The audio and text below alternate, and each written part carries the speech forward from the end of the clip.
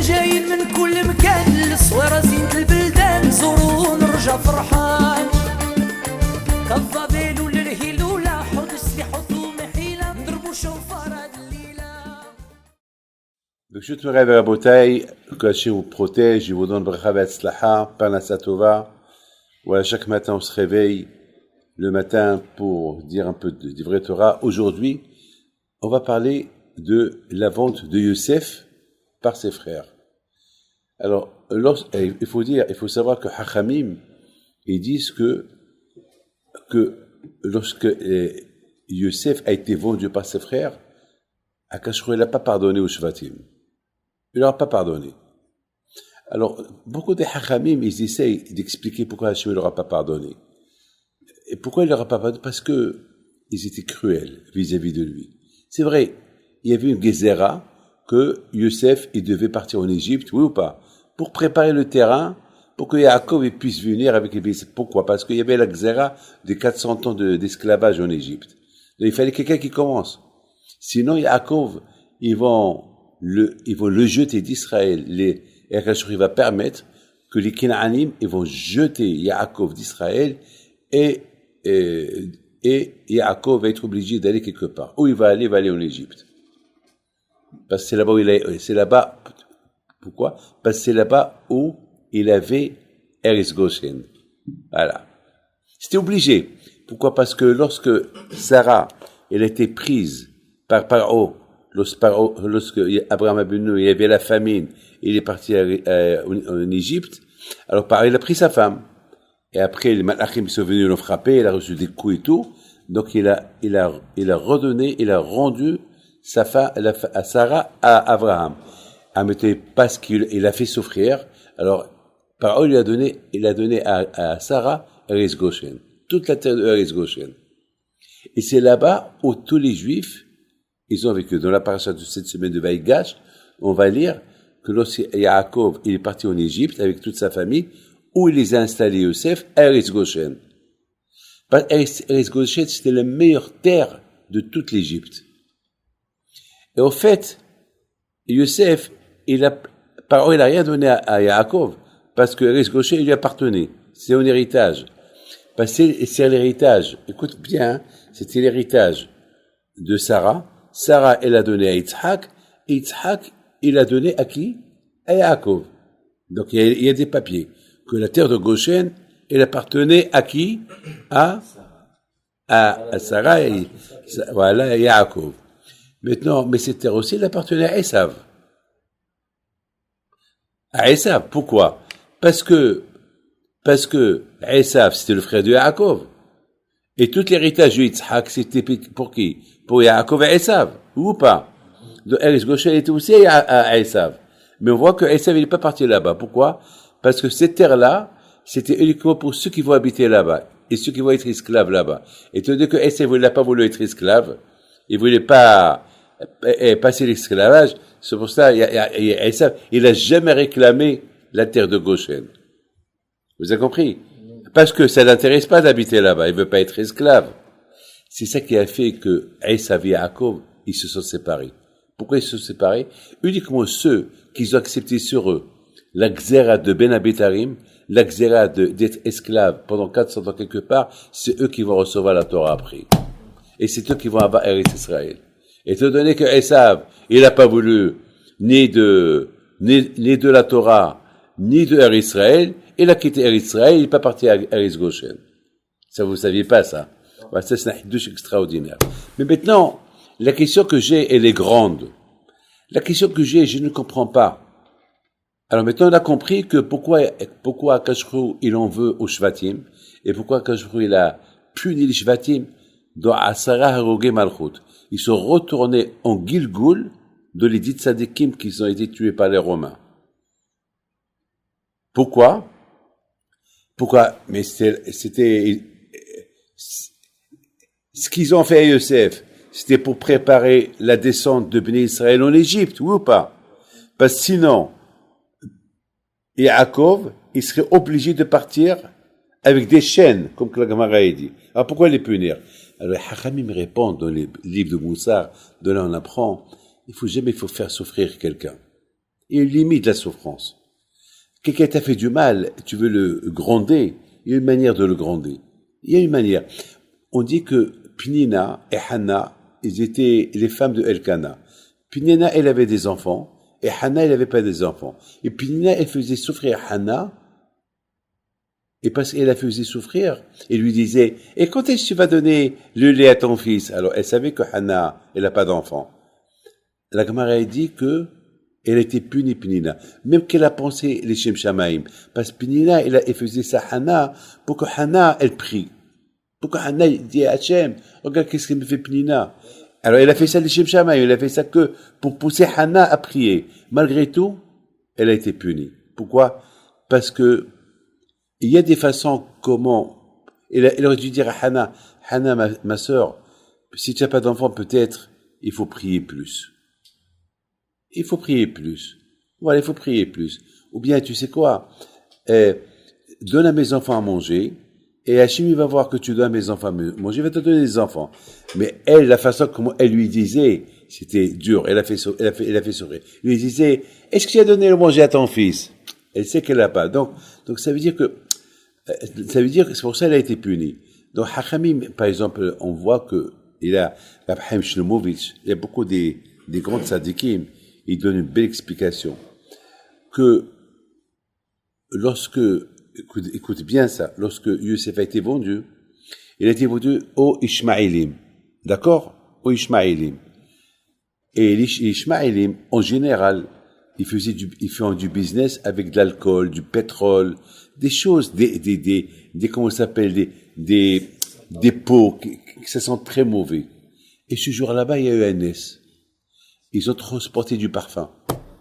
Et Hachamim me disent que Hachem, il n'a pas voulu que Youssef, il souffre, à part la souffrance qu'il avait, il va encore souffrir avec les mauvaises odeurs. Alors c'est pour ça que il a fait un miracle, les Ishmaélim, ils ont transporté des choses qui chambent. Alors tous les Ba'ali Moussar, ils posent une question. Par rapport aux pauvres souffrances où il se trouvait, alors même si tu lui ajoutes la peau, qu'elle sent mauvais, déjà le pauvre il souffrait déjà. C'est comme quelqu'un qui a le cancer, et il a un bouton sur le visage. Il va s'inquiéter pour le bouton du visage. Déjà, qui s'inquiète pour le cancer qu'il a? Hein, oui ou pas? Hein ou pas? Et vous savez qui se répondent les Ba'ali Moussar? Ils disent, chez Akadosh Baruch Hu, c'est tout calculé. Akadosh Baruch Hu, il calcule. Il apporte les souffrances, même 1 gramme de plus il apporte pas. Akadosh Baruch Hu, il apporte que la mesure. Et la mesure des souffrances où Youssef se trouvait, c'était déjà là où il se trouvait. Lui ajouter encore mauvaise odeur, c'est une souffrance encore de plus. Ça, Hachem, il n'a pas voulu. Donc, vous voyez ici, de tout ce que je suis en train de vous dire, qu'Akadosh Baruch Hu, il sait ce qu'il fait. Donc, Akadosh Baruch Hu, il a tout fait pour que Yaakov, il ne souffre pas beaucoup.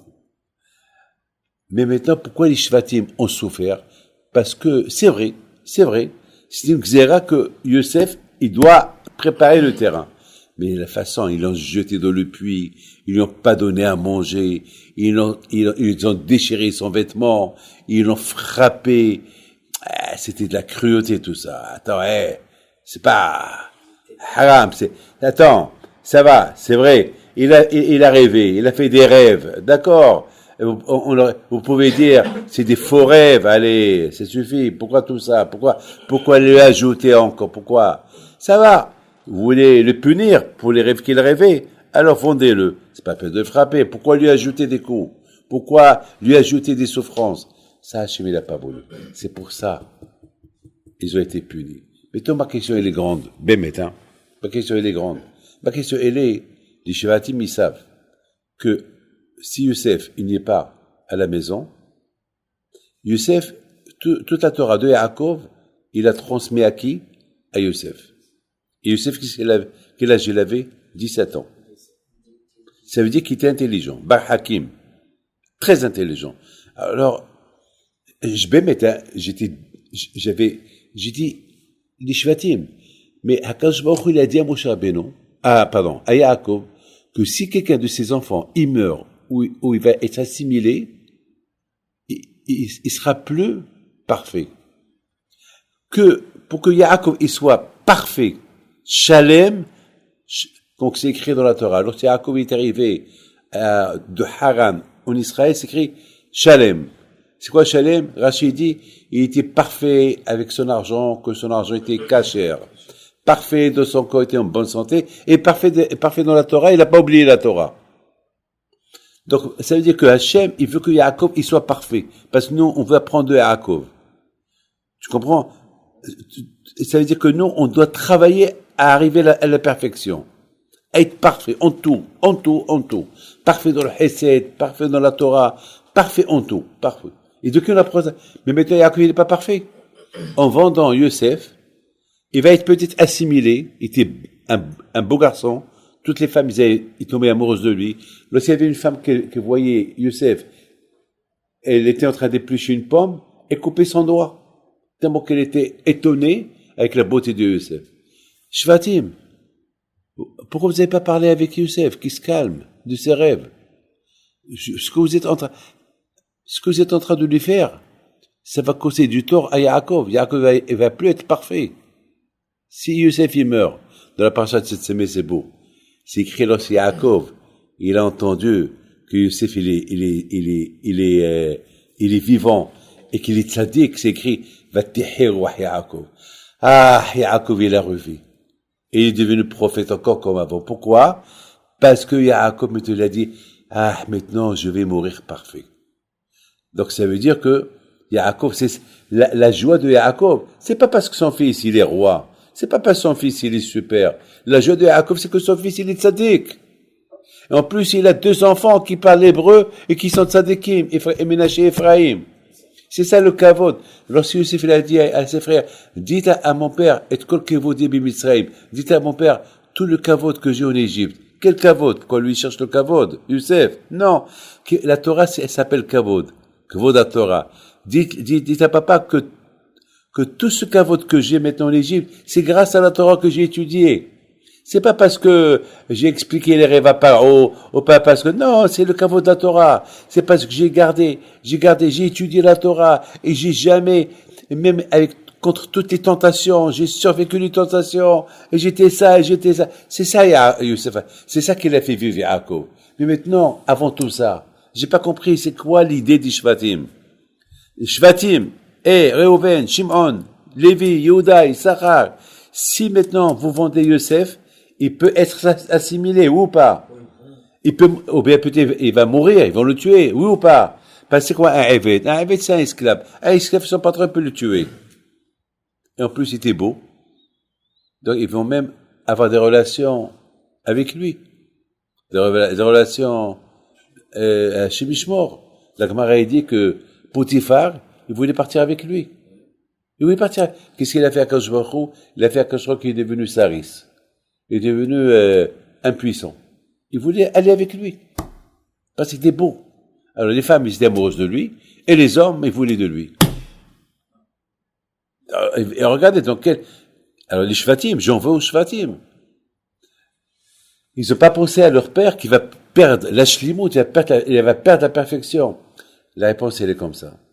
Les Shvatim, lorsqu'ils ont vu Yosef, de la façon comment il se comportait, il parlait de la Shonara sur eux, et il se prenait pour le Superman. Il se comportait mieux que tous, avec ses rêves, qu'il va être roi et tout ça. Ils ont dit, celui-là, il faut pas qu'il reste avec nous. Parce qu'il reste avec nous, ils viennent tous nous contaminer. On va devenir comme lui. Pas, vous savez très bien, dans beaucoup des endroits, on peut être bien, un seul qui est mauvais, il peut influencer tout le monde, Je connais plein d'histoires, plein d'histoires comme ça. Une personne qui est mauvaise, il peut apporter il y a beaucoup de fois dans les yeshivot, ils jettent quelqu'un de bien.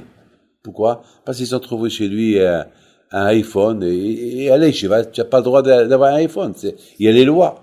Les lois de la yeshiva, t'as pas, il y a bien des yeshivot qui n'ont pas de téléphone, même un téléphone cachère. Alors il y a, oui, il y a des lois. Il y a des lois. Pourquoi? Parce que il y a quelqu'un qui m'a raconté que malheureusement, dans une yeshiva, il y avait un qui est venu, il a porté avec lui son iPhone, et le soir, il réunissait 10 personnes, il voyait un film. Heureusement que le Rosh Yeshiva, il y avait quelqu'un qui partait le dire à Rosh Yeshiva, Et puis, ils étaient obligés de jeter tous les 10 personnes, tous les 10 Bahourim. Pourquoi? Parce que ces 10 Bahourim, déjà, ils sont habitués à ça et ils vont contaminer tout le monde. Donc, les Shvatim, ils ont décidé de jeter. Et la Shlimo de Yaakov, il est perfection de Yaakov. Alors, ils ont dit, on préfère que papa, il n'arrive pas à la perfection, mais celui-là, il faut qu'il quitte la maison. Pourquoi? Parce qu'il quitte pas la maison, il va, nous et nos familles, il va mal nous influencer. Au lieu qu'on apprend des bonnes choses de papa, va prendre des mauvaises choses de lui. C'est mieux que papa, il n'arrive pas à la perfection, que d'arriver à la perfection, et ce monsieur-là, il est avec nous. Et de plus, il y a un danger. Si maintenant lui, il n'est pas parfait, donc, il va rendre que nous, on va plus être parfait. Et si nous, il n'est pas parfait, vous savez, on dit qu'un rachat, il est considéré comme un mort. Donc, il va nous influencer, une mauvaise influence, c'est mieux qu'il soit pas avec nous. C'est-à-dire, c'est grave ce qu'ils ont fait. Ils ont pris une décision grave. Vous avez compris? Et la preuve qu'ils avaient raison, c'est que lorsqu'ils ont vendu Yosef, ils ont fait jurer à Hachem qu'il ne le dit pas à Yaakov. Yaakov ne savait pas ce qui s'est passé. Ça veut dire que ce qu'ils ont fait, ils ont bien fait. Et même Yitzhak Abinu, il voyait son fils pleurer. Yaakov, il allait voulu lui dire, hey Yaakov, pourquoi tu pleures? Pour Yosef, il est vivant. Mais il lui a pas dit. Pourquoi il lui a pas dit? Il a dit, si Hachem lui a pas dit, comment moi je vais lui dire? Et ils ont même fait jurer Yosef de ne plus retourner à la maison. C'est pour ça que Yosef, pendant 13 ans, il n'a pas écrit à ses parents. Pendant 20 ans, pardon. Il n'a pas écrit à ses parents. Il n'a pas envoyé des messages. Même lorsqu'il est devenu roi, pendant les 7 ans où il y avait l'abondance, et tout le monde parlait que de lui, il n'a jamais envoyé des gens chez papa, lui dire, papa Yaakov, je suis vivant. Pourquoi?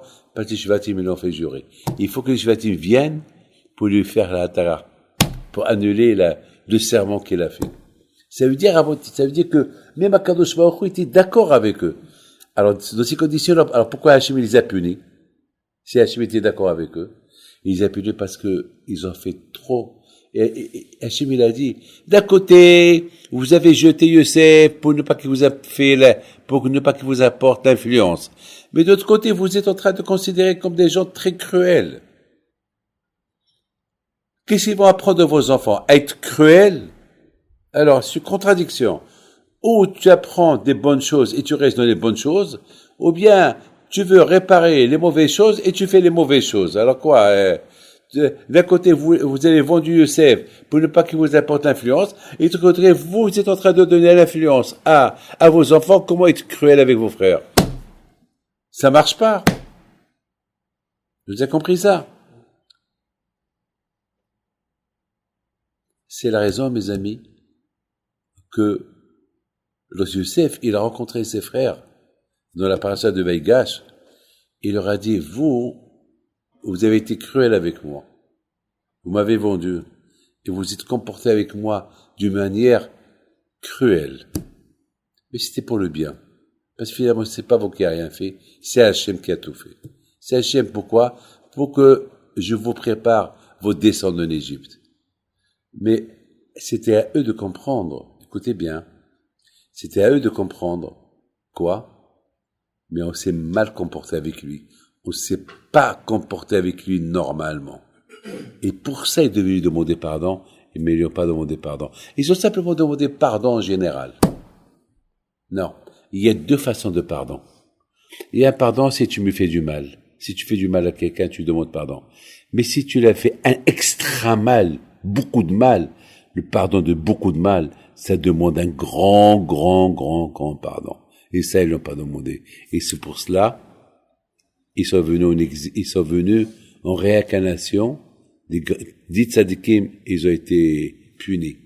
Maintenant, de l'autre côté, pourquoi Yosef il a été puni? Parce que Yosef aussi, lui, il leur a dit, non, vous m'avez rien fait. C'est rien du tout, ça vient de Hachem. On dirait qu'il leur a facilité la tâche. Il aurait dû le dire, vous m'avez fait souffrir. Il fallait pas qu'il leur dise, c'est Mena Shamaim. Il fallait qu'il leur donne sur la tête. Vous avez compris? Il fallait qu'il leur donne sur la tête. Donc le fait qu'il n'aura pas donné sur la tête, alors lui aussi il méritait d'être puni. Mais à côté tout ce qu'on apprend de tout ce que je vous ai dit maintenant, on apprend quelque chose de magnifique. Laquelle? Qu'est-ce qu'on apprend de tout ce que je vous ai dit? Lorsque on fait souffrir quelqu'un, il faut lui demander pardon, mais il faut réfléchir. Comment tu l'as fait souffrir? Beaucoup, moins, peu, comment? D'ailleurs, dans la paracha de Vaïchev, on a vu l'histoire de Vaïchev. On a vu l'histoire de Tamar avec Yehuda. Lorsqu'elle est tombée enceinte de Yehuda, Yehuda croyait qu'elle est tombée enceinte d'un autre homme. Elle n'a pas voulu lui faire rentrer. Vous avez compris? Elle n'a pas voulu lui faire rentrer. Il a simplement dit à quelqu'un, dites à Yehuda, je suis enceinte de celui qui m'a donné cette bague et ce bâton et ce talit. Dès que Yehuda elle a vu ça, elle a dit, oh là là, c'est de moi. Pourquoi? Parce qu'elle n'a pas voulu le faire rentrer. Déjà, il y a la honte elle est enceinte, sa belle-fille qu'elle est enceinte. Eh bien, toi, il va lui faire honte, c'est de toi, je suis enceinte. Wow. Elle n'a pas voulu le faire honte. Ça veut dire que, même lorsqu'on fait des remarques à quelqu'un, il faut savoir comment lui faire la remarque sans trop pousser. Vous avez compris? Par exemple, on dit, on peut pas présenter des condoléances à quelqu'un quelqu'un qui a perdu son père ou sa mère ou quelqu'un avant qu'il a enterré son père. Pourquoi? Parce que déjà il souffre. Tu es en train de lui présenter des condoléances, ça va encore lui ajouter la souffrance. Il va souffrir encore plus. Il faut attendre jusqu'à qu'il enterre le mort, et après tu peux lui présenter des condoléances, mais pas avant. C'est ce qu'on apprend de cette paracha. De cette paracha, on apprend encore un autre isod, quelque chose d'autre. On apprend de cette paracha quelque chose de magnifique.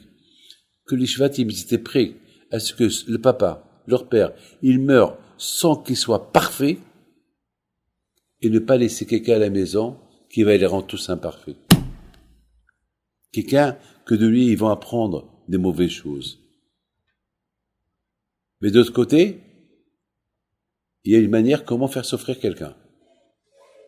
Et si on peut éviter, on évite.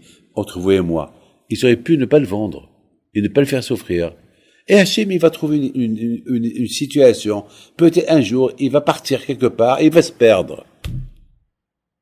Parce que pourquoi la Torah, écoutez bien, je termine. Parce que pourquoi la Torah nous parle qu'il s'est perdu. Et c'est Gabriel Malach qui l'a rencontré. Il lui a dit, qu'est-ce que tu fais là? Il lui a dit, je suis perdu. Je cherche mes frères. Il a dit, ah oui, j'ai vu tes frères qui sont partis par là, ils sont partis de ce côté-là. Mais, pourquoi la Torah nous raconte ça? Pourquoi la Torah nous raconte qu'il s'est perdu? Pourquoi il s'est perdu? Vous avez compris? Vous avez compris ma question? Pourquoi il s'est perdu? Pourquoi Youssef, il se perd? Il est parti chercher ses filles, Mistama, certainement il sait où ils sont partis. Il va demander il va retrouver. Pourquoi? Parce que la Torah, je pense, ça est douce extraordinaire. Je pense que la Torah, elle nous dit que même si les Shvatim ne l'auraient pas vendu, Hachem aurait pu apporter une situation, comment Youssef, il peut être, comment préparer la descente des Juifs en Égypte. Comment? Un jour, il va, parce que lui était berger, un jour, il va aller quelque part se promener, il va se perdre tout seul, sans que ça vienne de ses frères. Et il va se passer qu'il y a des gens qui passent, ils vont trouver un beau garçon, ils vont le kidnapper, ils vont le vendre. Donc ça veut dire que Hachem, il a des situations. Vous avez compris ou pas? Hachem, il a beaucoup de situations. Il y a des gens qui vont voler pour faire la tzedaka. C'est pas le Père Hachem, il n'a pas besoin de toi que tu voles pour faire la tzedaka. Tu voles pour faire une mitzvah. C'est mieux que tu ne donnes pas, et tu fais pas de tzedaka, et tu as fait une mitzvah. Oui ou pas? Ah, maintenant, pourquoi je vous dis tout ça? Je vous dis tout ça simplement pour vous dire combien la personne, il doit toujours prier. Quand je vais arriver comme mon père. Quel père? Yaakov Abinu, il a dit, une fois, aïe, je vais être comme mon père Yitzhak. Je vais être comme Abraham. Je vais faire comme eux.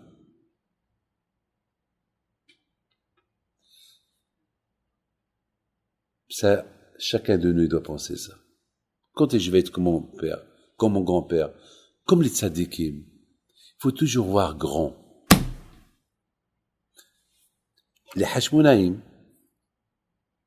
puisque c'est le dernier jour de Hanouka aujourd'hui et demain, les Hashmonaïm, ils ont gagné la guerre, ou pas?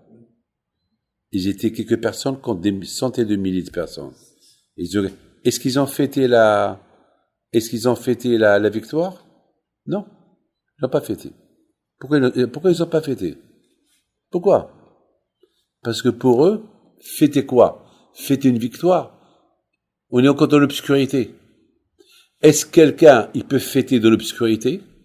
Est-ce quelqu'un ici, quelqu'un il a gagné au loto, il veut faire une grande fête, et voilà, il n'y a pas de lumière à la maison. Est-ce qu'il y a quelque chose à fêter? Il n'y a rien. Les Hashmouni, ils ont dit, on n'est pas encore arrivé à la vraie lumière de nos parents. On a gagné la guerre c'est physique, la guerre c'est du bidon. Il faut gagner la guerre spirituelle. Et pour gagner la guerre spirituelle, il faut aller nettoyer le Beth Amikdash et allumer la menorah pour allumer tous les cœurs des bénis Israël. Moi, je vous dis le meilleur hidouche de ma vie, c'est le suivant. Pourquoi on a besoin de faire aujourd'hui le chamage de la menorah? Je vois, il sert à rien du tout. C'est Hanouka de 8 jours, il y a là-bas le chamage. À quoi il me sert ce chamage? Pourquoi, j'utilise même pas le chamage. Il fait quoi? Pourquoi dans la menorah de Beth Amikdash il y avait un chamage? Il n'y avait pas de chamage. Il y avait 7 branches. Nous, on a Hanouka de 8. Pourquoi? Pour se rappeler des 8 jours. Chaque jour. Mais ce chamage, il sert à quoi? Alors, hier, Hachem m'a ouvert les yeux. Hier, il m'a fait comprendre que le shamash, c'était cette menorah, cette l'huile qu'ils ont trouvé, le Hashmonaïm, parce qu'ils n'ont pas fêté la victoire. Akadosh Baruch Hu leur a donné une récompense. Quelle récompense il leur a donné? L'huile qu'ils ont trouvée. Et avec cette huile, ils ont allumé la menorah entière, avec son huile, c'est eux qui ont allumé, et c'était comme le shamash, allumer toutes les neshamot des bénis Israël. Avec quoi? Comment tous les bénis Israël en 8 jours sont devenus religieux? Il y avait un Nes, hein? C'est quoi le Nes? C'est pas le Nes qu'ils ont trouvé l'huile. Le Nes qu'ils ont trouvé l'huile et la lumière de l'huile, elle a illuminé tous les neshamot des bénis Israël. Parce que le mot Hashemen, c'est les mêmes lettres de Neshama. Hashemen, c'est les mêmes lettres de Shemona. Donc, il y a eu un miracle de 8 jours, que la lumière est restée allumée, et en plus, le miracle que cette menorah, elle est devenue le shamash pour illuminer tous les neshamot des bénis Israël. C'est pour ça qu'on fait le shamash de la Hanouka. Pour se rappeler de quoi? L'huile qu'ils ont trouvée, que cette huile-là qu'ils ont trouvée, c'est lui qui était le shamash pour allumer tous les bénis Israël. Regardez, donne-moi ça. Cette bouteille-là, imaginez-vous, ça c'est une bougie. Ou pas? Voilà une bougie. Devant moi, j'ai 1 milliard de bougies qui sont éteintes. Ou pas? Maintenant, j'ai que cette bougie-là qu'elle est allumée. Je vais allumer tous ces milliards de bougies. Est-ce que cette bougie, sa lumière va diminuer? Hein? Donc, comment là? C'est la lumière. Quand tu vas mettre 1 milliard de lumière comme celle-là. Non, mais on part pas de la bougie. On part de la lumière. La lumière, elle reste la même, hein. Vous avez compris? Ah ben, c'est ça le Nes de Hanouka. On dit que, parce que dans la Kabbalah, on pose une question. Akadosh Baruch Hu, c'est la lumière. Chacun de nous, il a une Neshama. Et cette Neshama, c'est une partie de Akadosh Baruch Hu. C'est du coup, Akadosh Baruch Hu, c'est la grande lumière, c'est la bougie qui nous allume. Et Akadosh Baruch Hu, cette lumière, elle reste toujours intacte.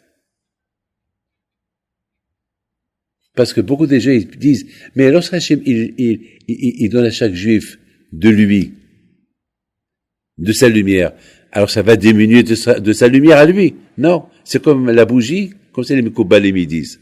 Arizal et tous. C'est-à-dire que Hachem, c'est la lumière. Hachem illumine chaque personne de sa neshama, parce que vous avez une neshama. La neshama que vous avez, c'est quoi? C'est une lumière d'Hachem.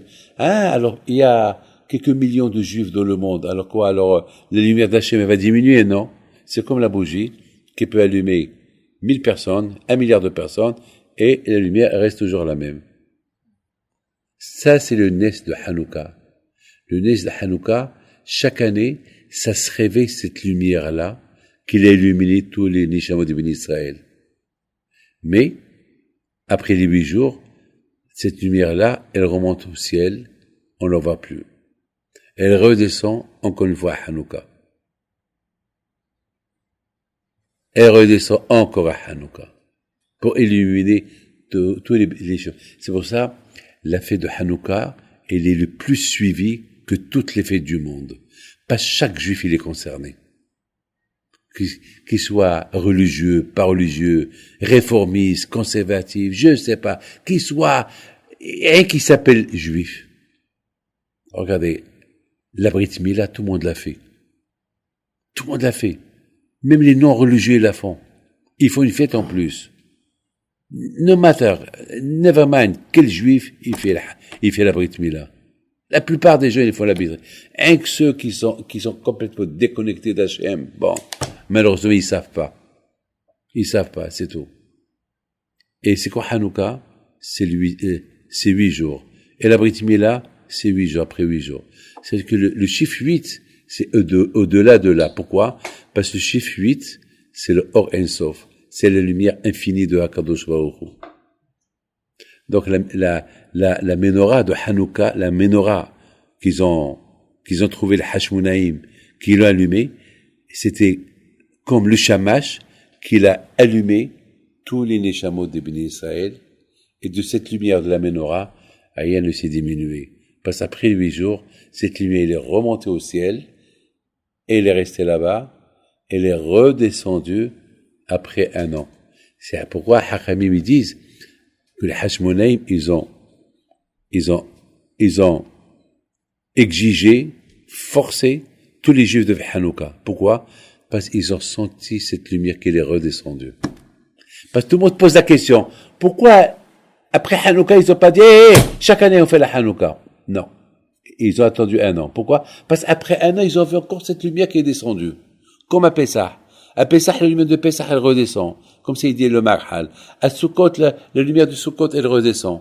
Et moi, j'ai expliqué que pourquoi ils ont instauré Hanouka chaque année, le 25 qui se lève, parce que les Hashmonaïm, ils ont senti cette lumière que eux ils ont créé, parce que c'est eux qui ont trouvé le Shemen, c'est eux qui l'ont allumé. Donc c'était dans leur sang cette lumière-là. Et cette lumière-là, c'est elle qui l'a illuminé tous les Neshamot de Béni Israël. Donc ils ont compris ça.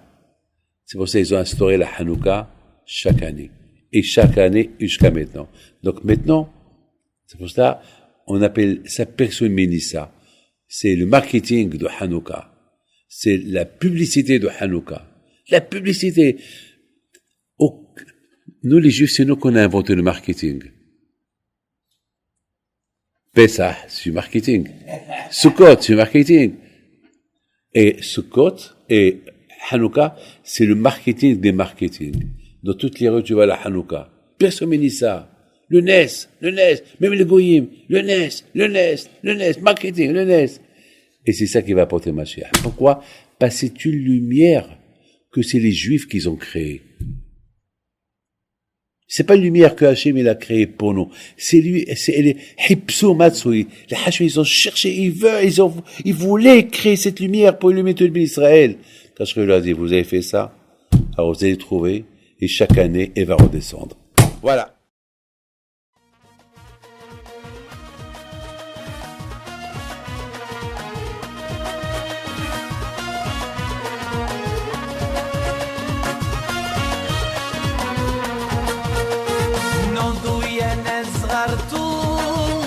على ربيع حيم بنتو وقف لنا زي خو